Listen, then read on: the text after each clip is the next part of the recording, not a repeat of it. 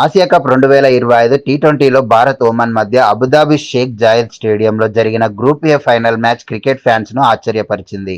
Oman లాంటి చిన్న జట్టుతో భారత్ సునాయాసంగా గెలుస్తుందనుకుంటే మ్యాచ్ ఊహించని విధంగా టైట్గా సాగింది.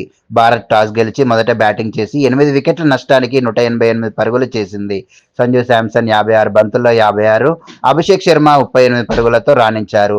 పవర్ ప్లేలో 60 పరుగులు వచ్చాయి.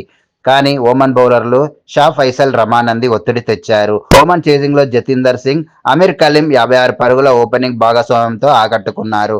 అహ్మద్ మిర్జా 51 పరుగులతో అజేయంగా నిలిచి 167 స్కోరుకు చేర్చాడు. 16 ఓవర్లలో 131తో ఒమన్ గెలుస్తుందేమో అనిపించింది.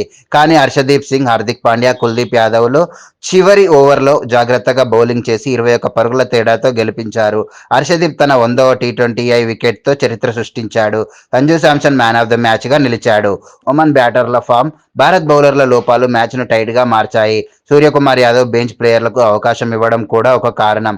భారత్ గ్రూప్ ఏలో 6 పాయింట్లు, 4.793 ఎన్ఆర్ఆర్తో సూపర్ ఫోర్లోకి అడుగుపెట్టింది. సెప్టెంబర్ 21న దుబాయ్లో పాకిస్తాన్తో జరిగే రీమ్యాచ్ ఆసక్తికరంగా ఉంటుంది. ఈ విజయం భారత్కు కాన్ఫిడెన్స్ ఇచ్చింది, ఒమన్కు గొప్ప అనుభవం.